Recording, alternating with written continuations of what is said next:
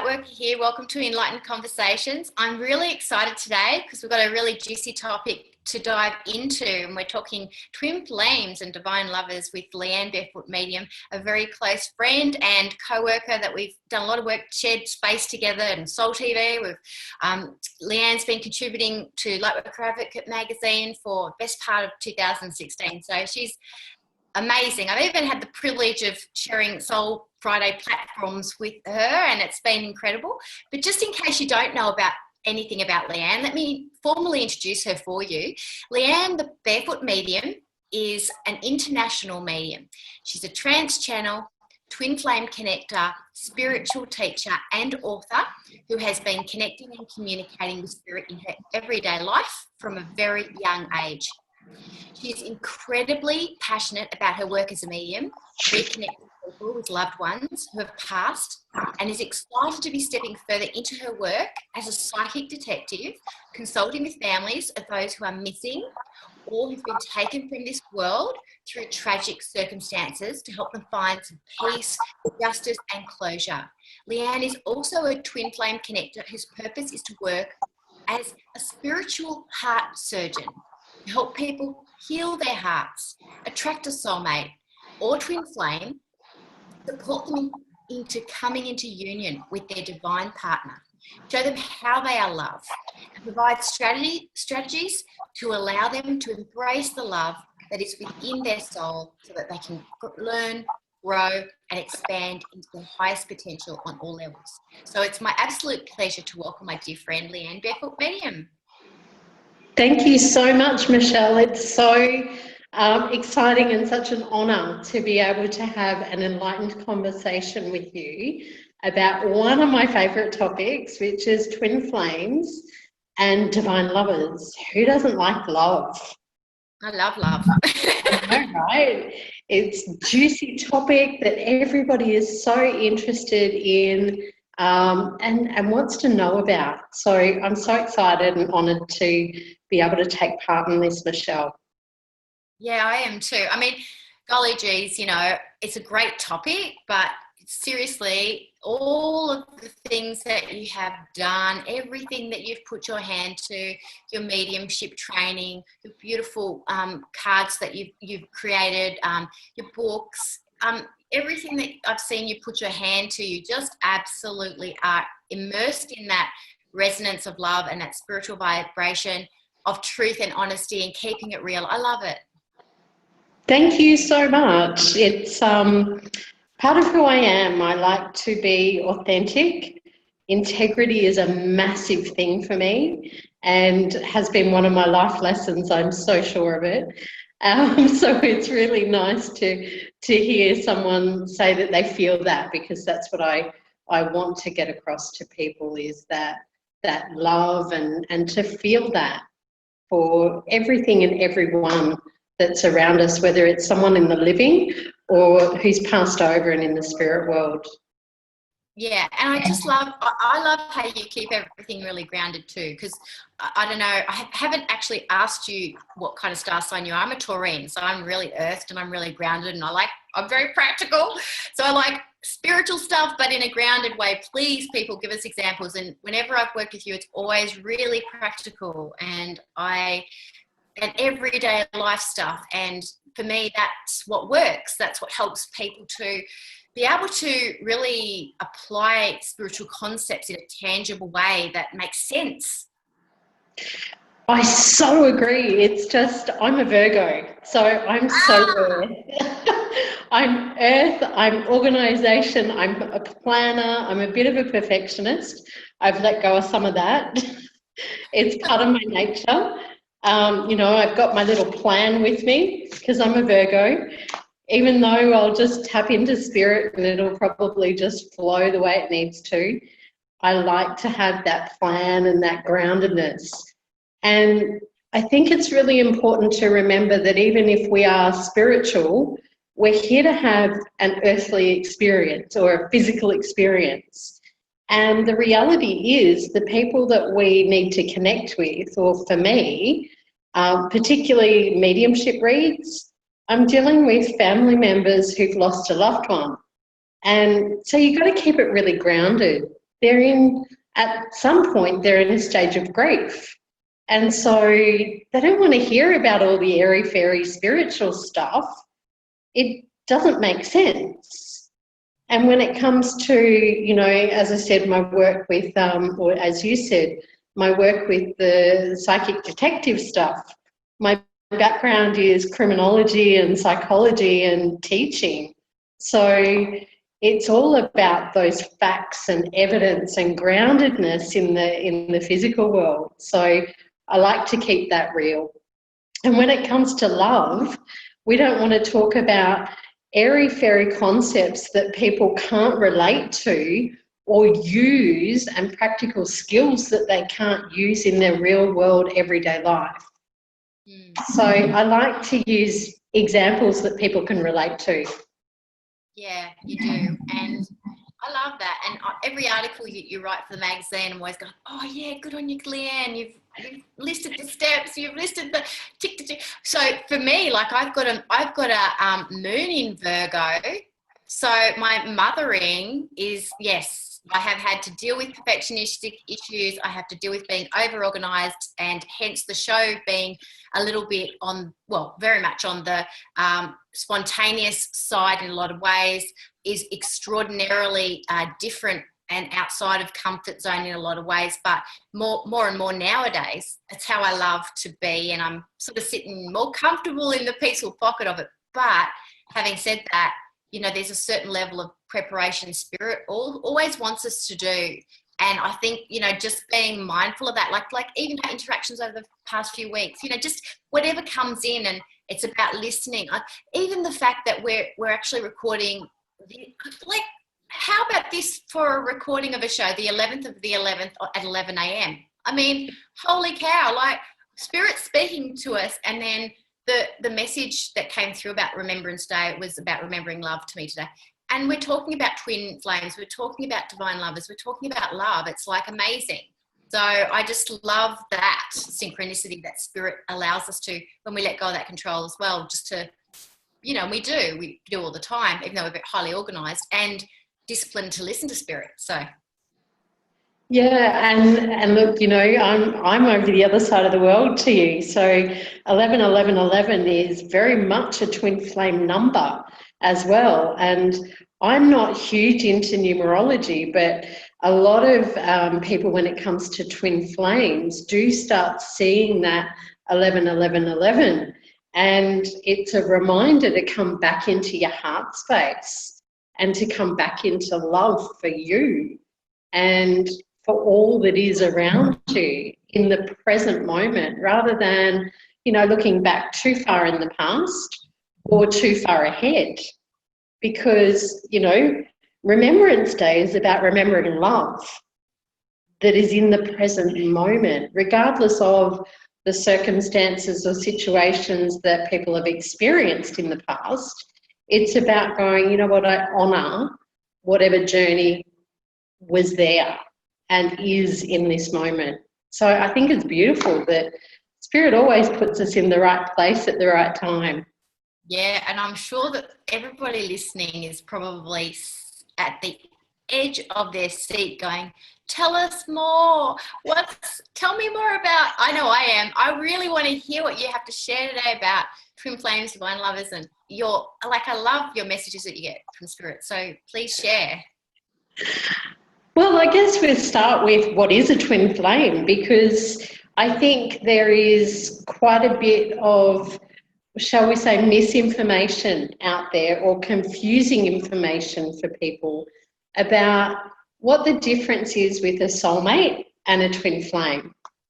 And so, I really like to keep things practical and simple and go with, Spirit's told me there is 4 types of soulmates.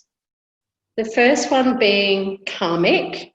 Now, when we talk karmic, for me, that's really about balance.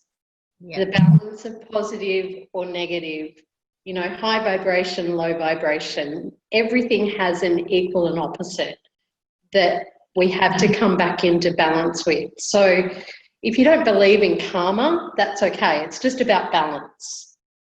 And a karmic soulmate can be someone that really comes into your life with an incredibly powerful, strong connection.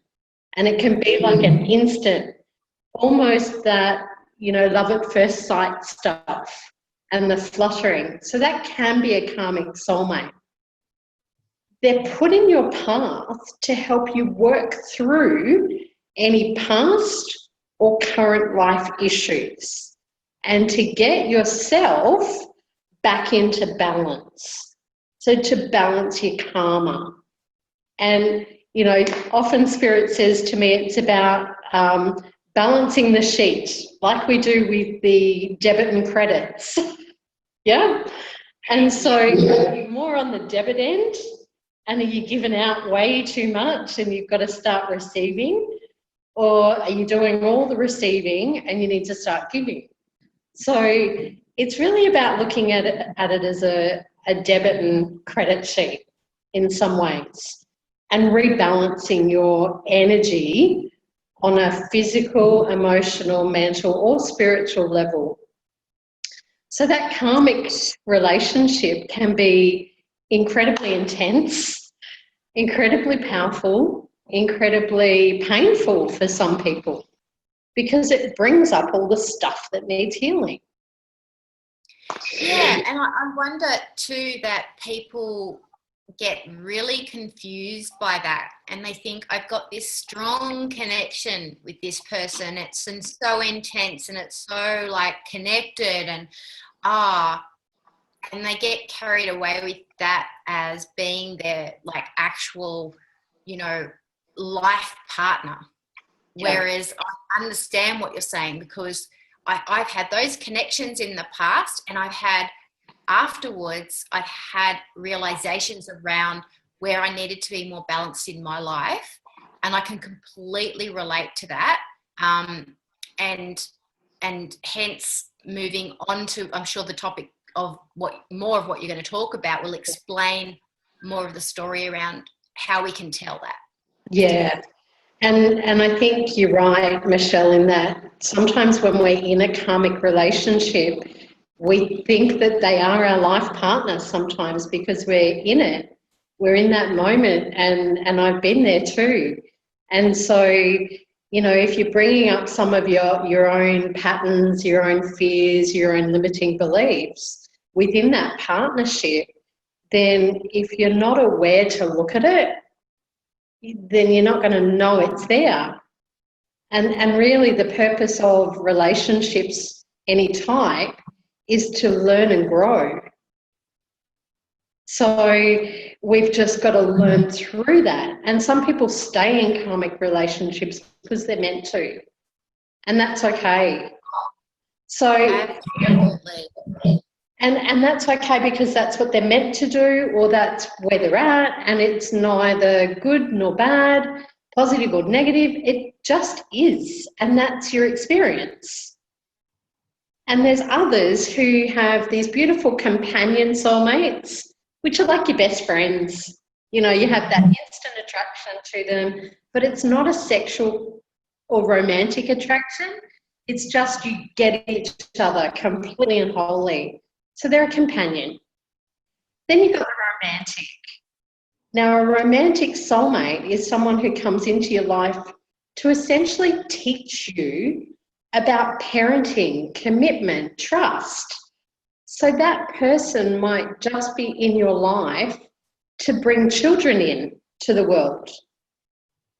You may stay with a romantic soulmate if that's your purpose and your path, and have that commitment, that trust, that family scenario for your entire life. That's okay as well. And here's where a twin flame comes in. A twin flame is all three and more.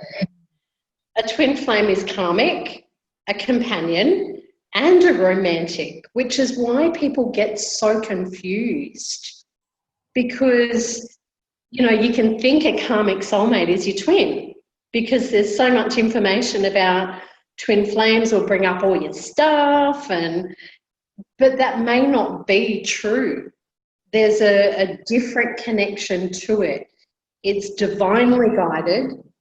it's divine partnership, it's divine lovers. So it's a soul-to-soul connection and instant recognition. Sometimes you resist it because of fear or your own baggage from the past, because it is incredibly powerful. But you're brought together for a purpose, a larger purpose. And it is often to do spiritual work or work for humanity in whatever way that is, to serve.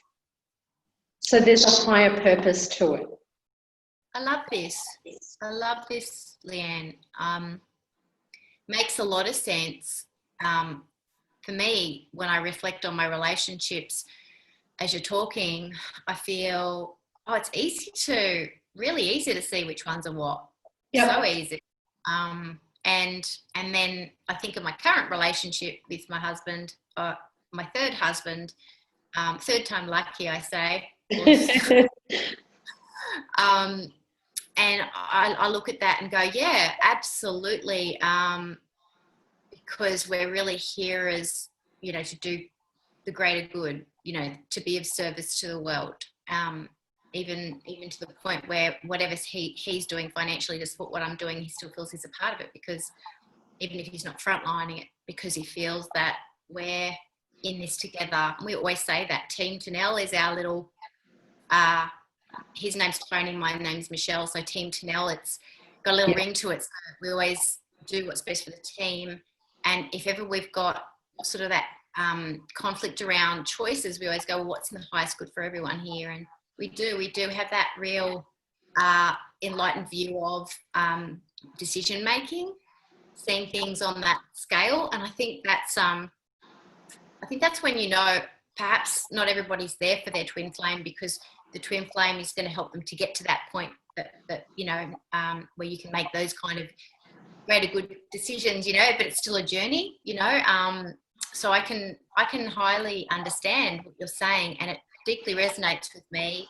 I dealt with, when I was doing my counselling practice and specialised in multi-addictions, had a lot of clients that were love addicts and codependent, and avoidant addicts. So they were in that relationship together. So they'd come into couple counselling and we would work through their dynamic, their dance of doing the avoidance dance and love addiction dance.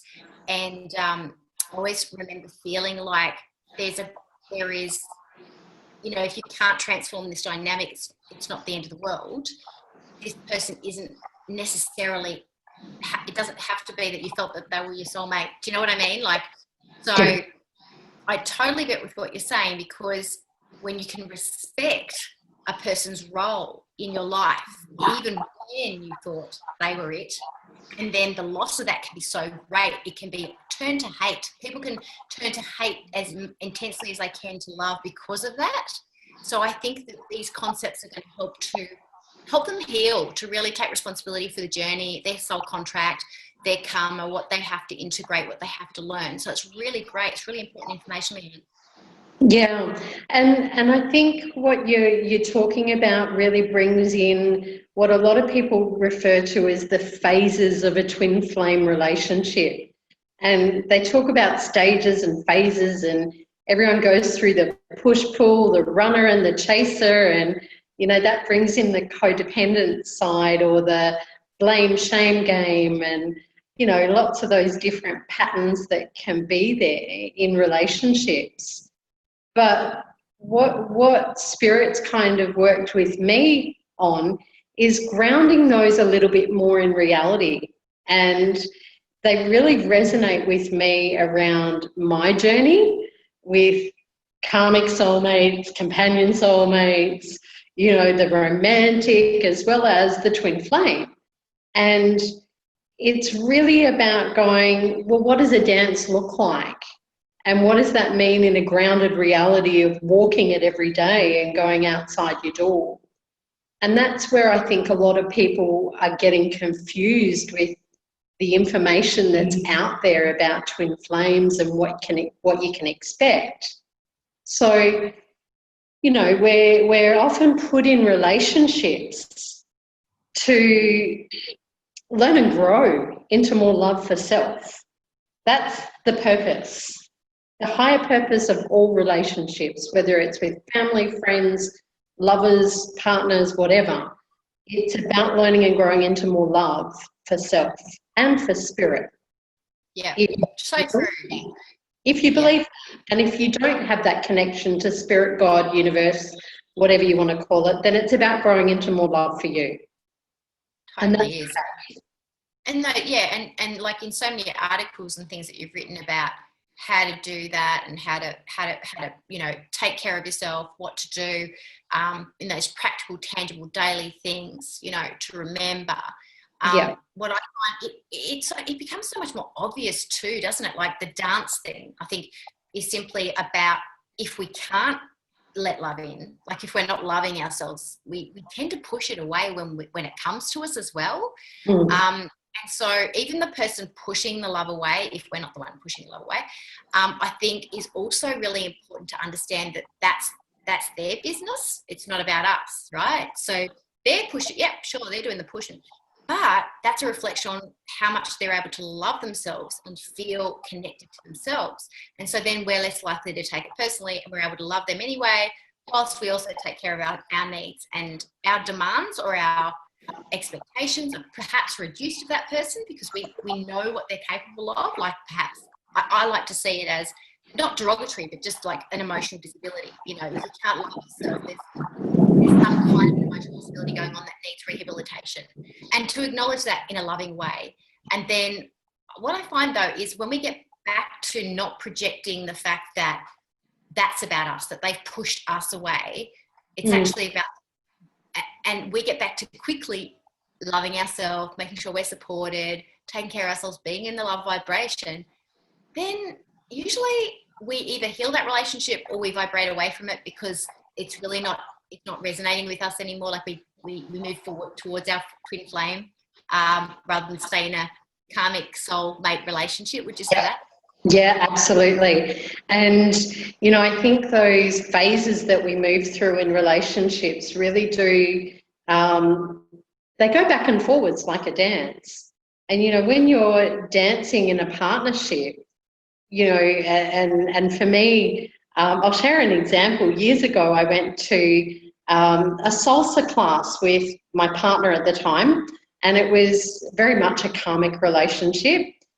Went to this salsa class, and you have to obviously get in close and, be held, and the male's supposed to lead.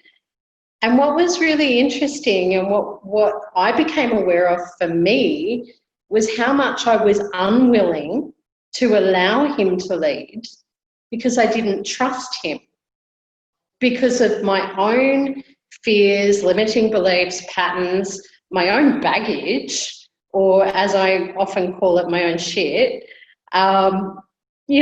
because we all have it. That's the reality. And it's just about whether we're willing to deal with it as it comes up.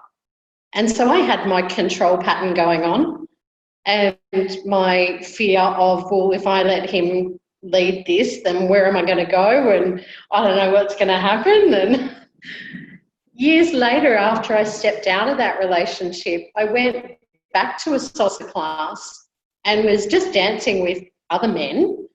And I was really aware of how much I'd let go of that control pattern and how much I had allowed someone I didn't even know and trusted them to just lead me.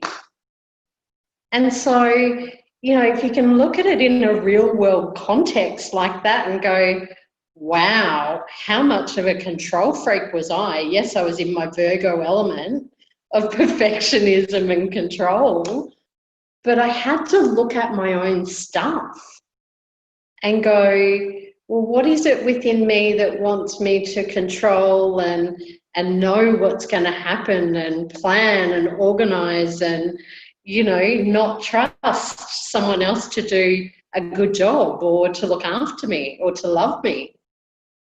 And I think that that's where a lot of people get stuck with the twin flame stuff, is because whether it's karmic or twin flame, and often your karmic soulmate will prepare you for your twin flame, but you've got to be willing to look at your stuff. Otherwise, you're going to get another karmic relationship, another karmic soulmate that'll make you look at it.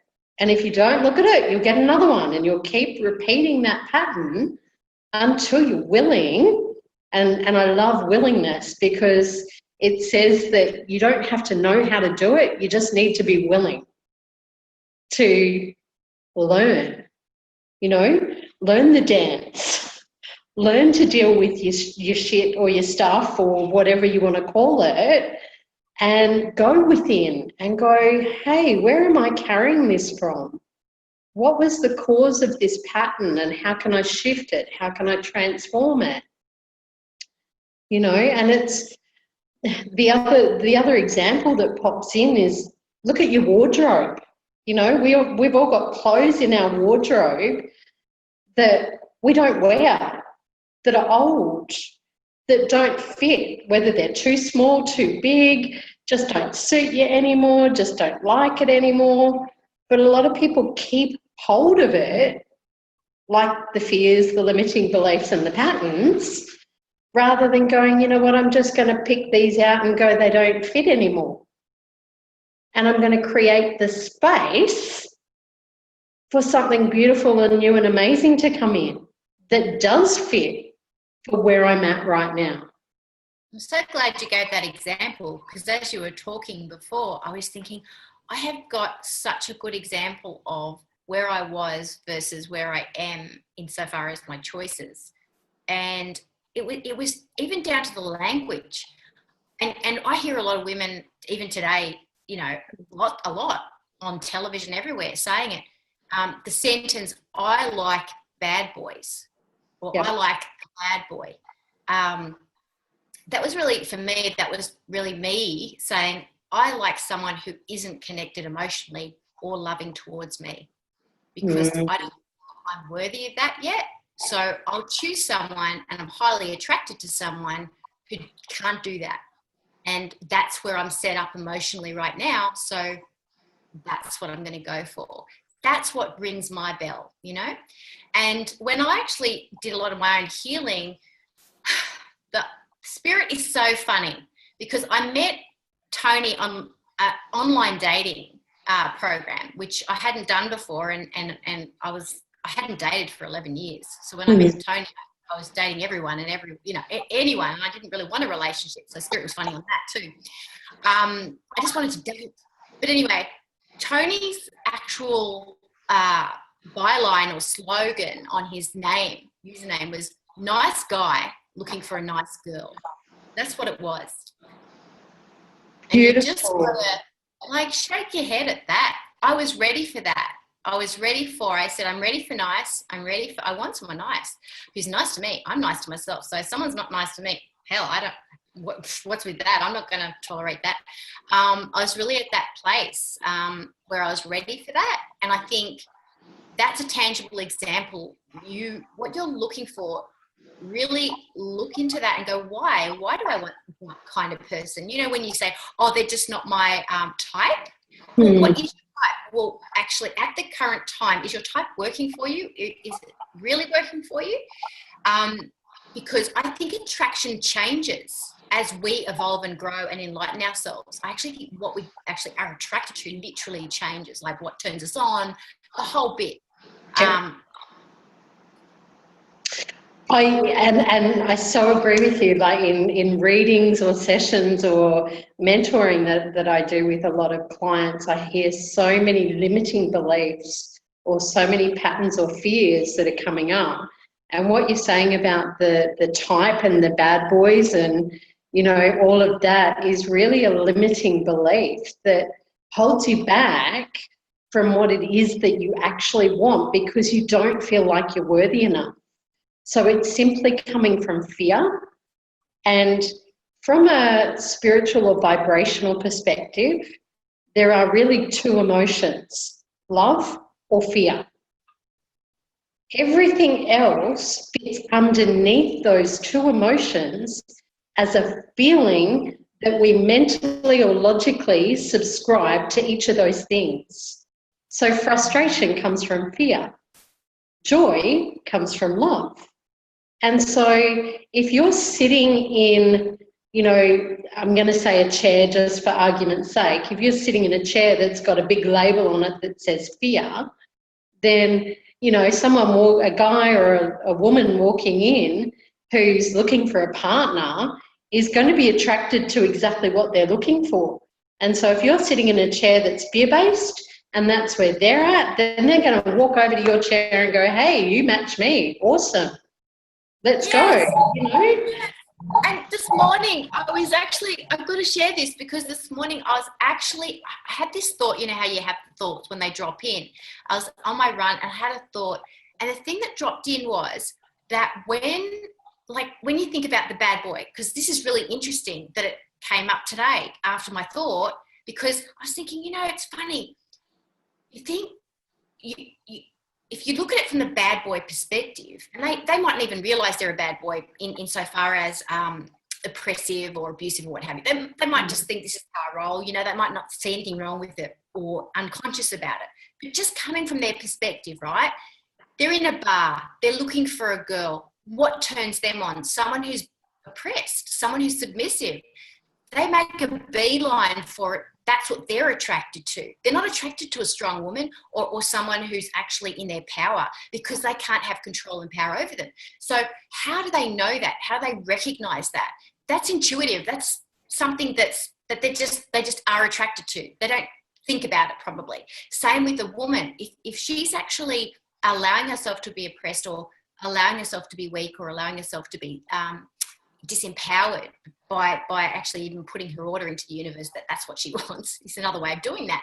But if she starts to realize her power and she starts to really unplug from the need to have that experience or that belief, she stops attracting that person because they're repelled to her. They're not looking for her. They'll just spend like about 30 seconds. Maybe she looks gorgeous and they'll be over there. But then within the first 30 seconds, they're like, and they'll just walk off, which is, I think, doing her a favour, because, you know, she's hopefully feeling empowered and strong and happy and in herself and loved up in herself, that she doesn't then need that mirror back at her.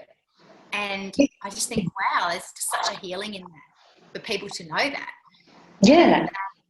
That they have the power to attract or repel enlightened beings by allowing themselves to reclaim love. Exactly. And I think that, you know, the key is, yes, law of attraction does play a part in love and bringing in that soulmate or twin flame connection. But I think what a lot of people don't realise is that law of attraction works on 3 levels, around thoughts, emotions, and actions. So, you know, I like a bad boy, or I always attract someone who cheats, or I like players, or, you know, whatever. Always is a very, very long time, you know, and I often say that to my clients when I hear those beliefs pop up. And it's just about recognising what words you're using, because if we stick with that chair scenario, you're sitting in a chair that says fear, bad boy, player, I don't value myself, yes, you can push me around, I'm a doormat, whatever else it says, there's shame here, yes, you can blame me, whatever, you know. Or if you become aware of those limiting beliefs and you go, hang on a minute, I don't have to continue attracting this. If I shift my thoughts, if I shift my beliefs, and it takes conscious present choice to do so in the moment and to go, no, sorry, don't want that one anymore, you can take that, you know, I'm going to change chairs.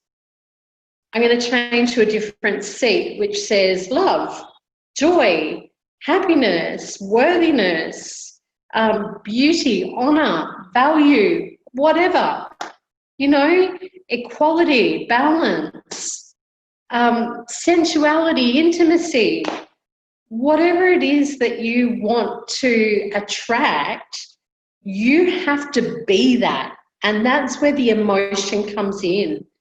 And I find a lot of people stay with the thoughts in terms of law of attraction because that's what they think is easy. I'm using affirmations every day, but nothing's changing. And I'm like, well, have you looked at your emotions? Have you looked at the shame, the sense of abandonment, the blame, the resentment, the grudges that are often there from past relationships? And it's just like baggage, you know, that you're carrying around on your back. You know, or you're sitting your suitcase on your lap in the chair with you going, hey, I've got baggage, come see me, you know. So you have to be willing to look at and take responsibility for your emotions in any given moment. If you feel frustrated, then own it, accept it, allow it, and move through it. And I often give an example, particularly to women, around giving birth to it. It's kind of like that child, see the emotion as an energy ball and push it out of your energy system. But you got to feel it. You got to breathe it. You know, it's not just going to go away. It's there for you to work with and breathe through. Yeah, and I think spirit speaks to us through that too. Like we ask for evidence in our life and tangible evidence outside or externally. And our feelings are tangible evidence. You cannot argue with the fact that you're feeling anxiety or you're feeling heaviness or depression or anger or sadness. It's there. It's like all over you. You can feel it. You can try and disassociate from it, sure. But if you are feeling it, you cannot argue it. You cannot argue it away. It's evidence. And I feel like spirit is speaking through our emotional reality all the time. Like even through attraction. I mean, that is a feeling. So it's like, you know, not analysis paralysis, unpacking the feeling, but just asking, what is the message behind this? What am I meant to learn? Allowing the space of surrender, like giving birth to it involves surrender a lot of the time because you've got to let go and just allow spirit to drop in the answers behind it. It's almost like spirit's pushing the emotion through you so that it can actually feed to you the higher message that's trying to come through about what's really required here. Like, you know, it might be like, you know, in meditation time, going in and talking to your inner child, that's the emotion behind what's going on. So you can understand the needs and take care of them from the higher self rather than project those unmet needs onto the other person and things like that. But I think that it's one of those things where, you know, yes, it's in our feeling realm, there is so much to be shown to us that not going there almost like cuts our legs off and stops us from really progressing as quickly as we could in either a relationship or in attracting that. I totally agree with you, the law of attraction thing. Affirmations, smashformations, occasionally I would say, because if you cannot connect your feeling body to joy and gratitude and love around that emotion, then you need to be dealing with the emotion that's coming up that affirmation is presenting. If you're not dealing with it, denying it, then, as I said, you're cutting yourself off from evolving towards what you want and attracting what you want. And I think that the affirmations are a good start for people who are on that journey of, you know, maybe just stepping into their spiritual understandings and learnings.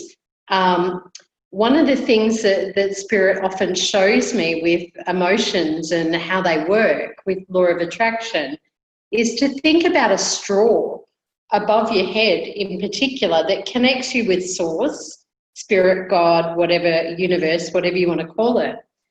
And if that straw has big chunks of food in it or big chunky bits of yuck and gunk, which are simply those fear-based emotions or feelings that you've ascribed to it, whether it's confusion, frustration, anger, hurt, sadness, grief, you know, they're all the gunk that's in the straw.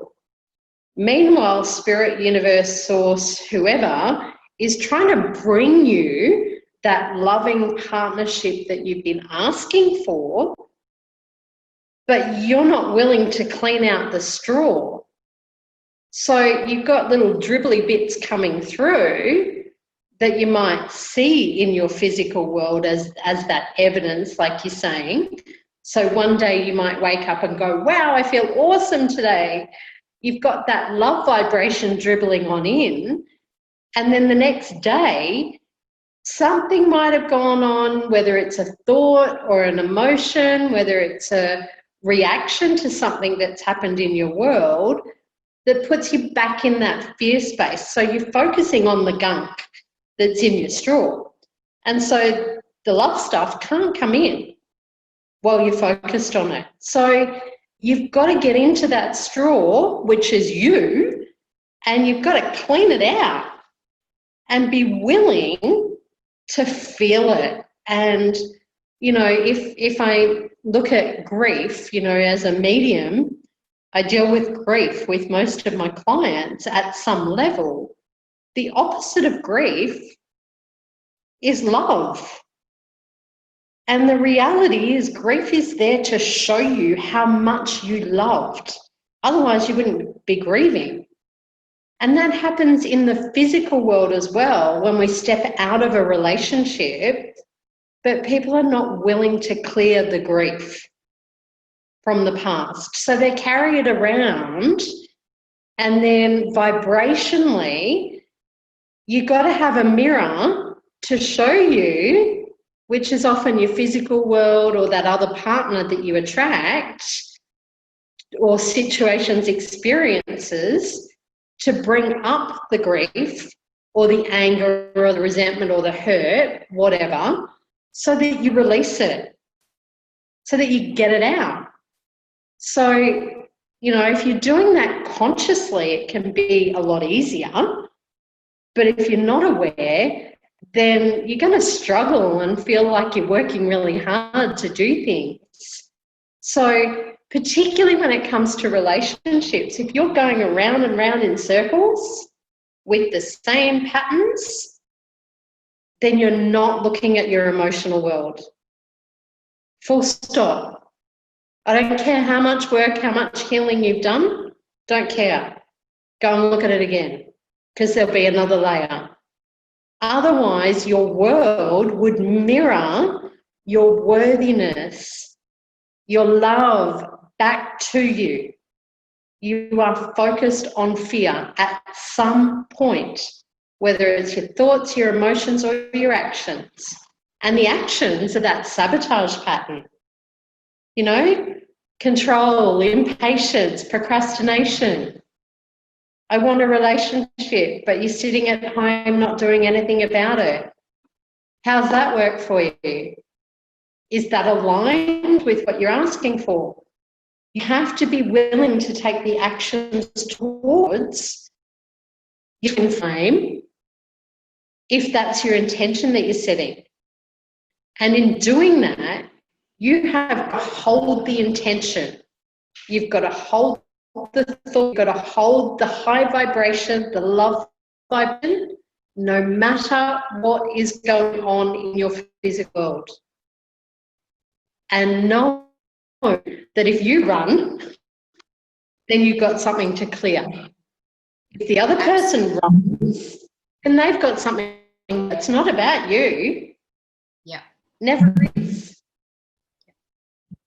You know, and you come back together if you're meant to, once you've healed it, once you've shifted the vibration, once you've got the insight, once you've got the clarity. My pattern's played out. Okay, I can see how that worked. Awesome. Now I know next time how I can respond from love rather than react from fear.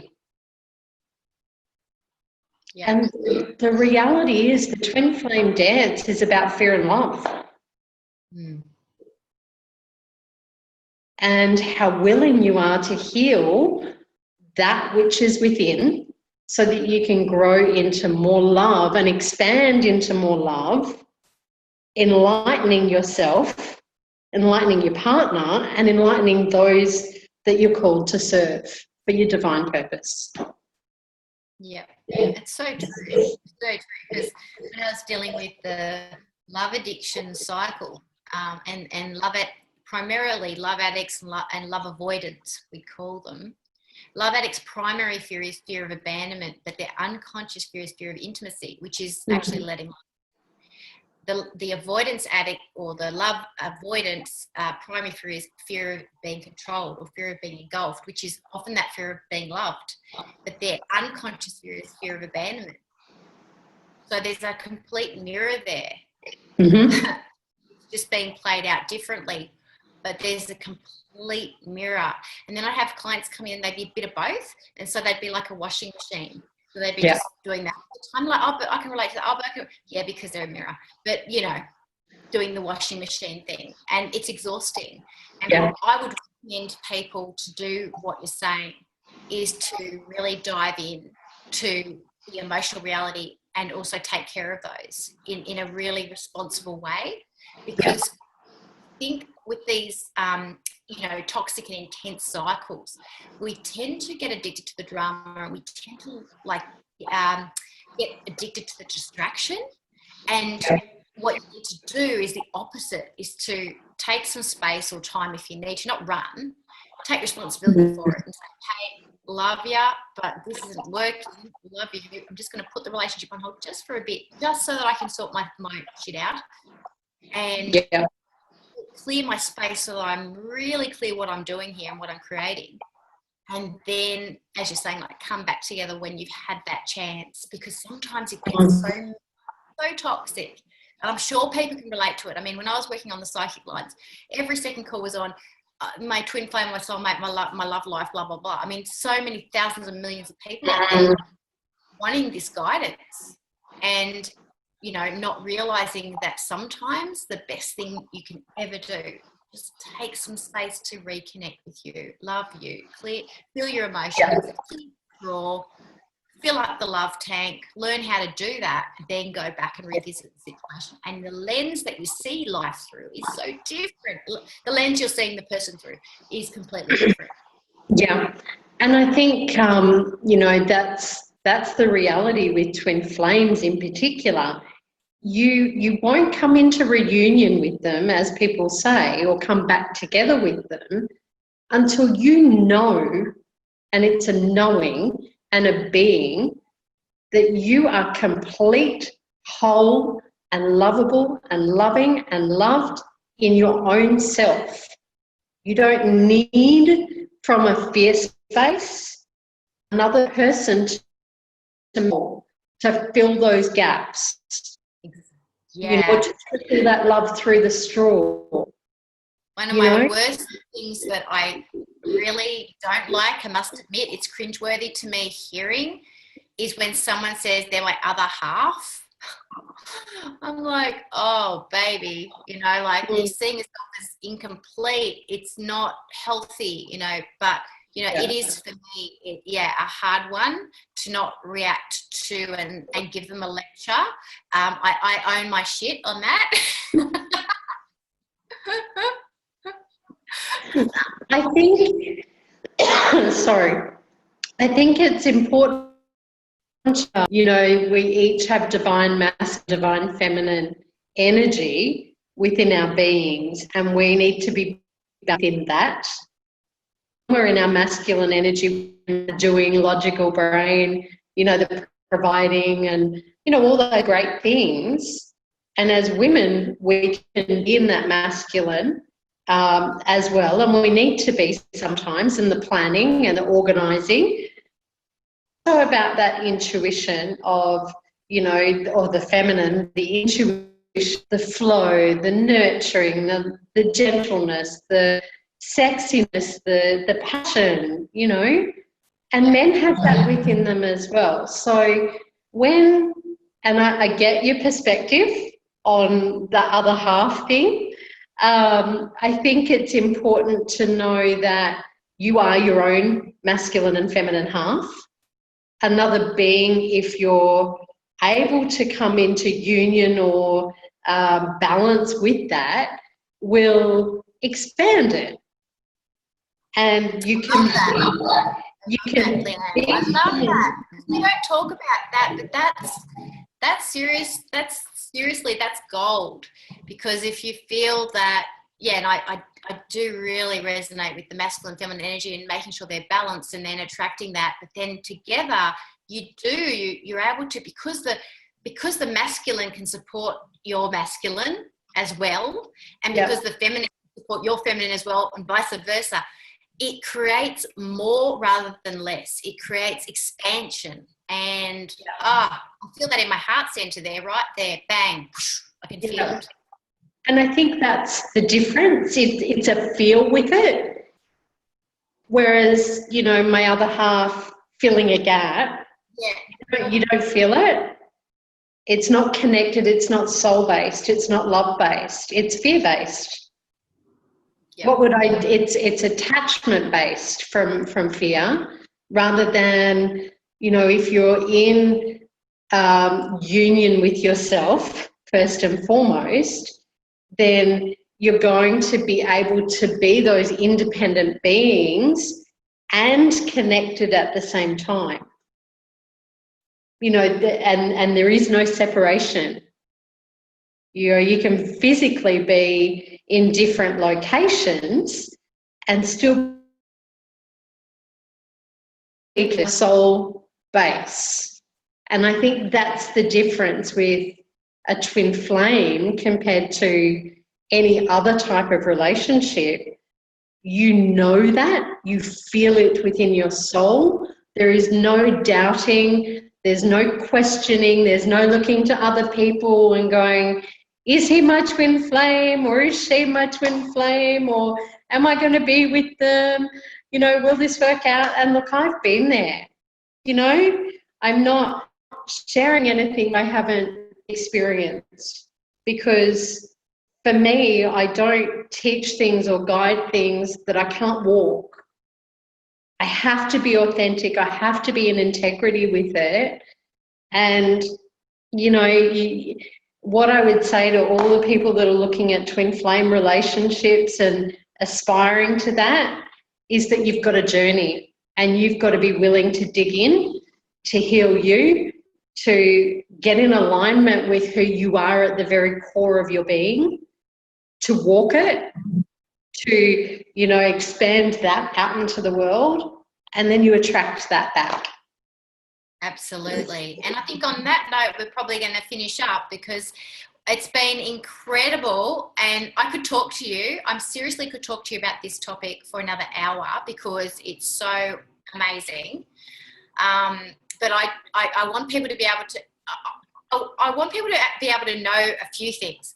That you've actually dialed in from South America, Colombia, right? I have. How cool is that? I am now based in Colombia, South America, because that's where my intuitive guidance told me to go. Amazing. And two, that we have a Q&A, and it's airing so that people can call in and write their questions and check in the live stream on my Michelle Lightworker Facebook public page. And that is actually going to be airing on Thursday, the 24th of November at 10 a.m. to 11 a.m. And I have the wonderful Leanne Barefoot medium joining me. So we are going to hold space for, I'm so glad that we can, because there's so much to talk about and to continue to discuss. And I'm sure between now and then there'll be even more, as it usually does similar way. But yeah, I hope you can join us then. And also, of course, the third thing, not last but not least, but Leanne, just share with our audience how they can actually connect with you, best way, websites, things like that. Yep. My website is the best way to contact me, on the barefootmedium.com.au, or through my Facebook page, Temple of Love, Soul and Spirit. I am also available for those who want to call me on my South American number, or I have my WhatsApp phone number, which is Australian-based and uses Wi-Fi. So WhatsApp is the easiest one, and that's 614 19762 So you can message me through WhatsApp or call me through there. Oh, that's awesome. Wow, you did such a good job remembering that number. That's amazing. Well, thank you again for joining me. Looking forward to more with you, further enlightened conversations. I'm sure there'll be many. And thank you so much for the beautiful gift and energy and spirit that you bring to the table here. Thank you so much, Leanne. Thank you, Michelle. It's been so much fun. Thanks, guys.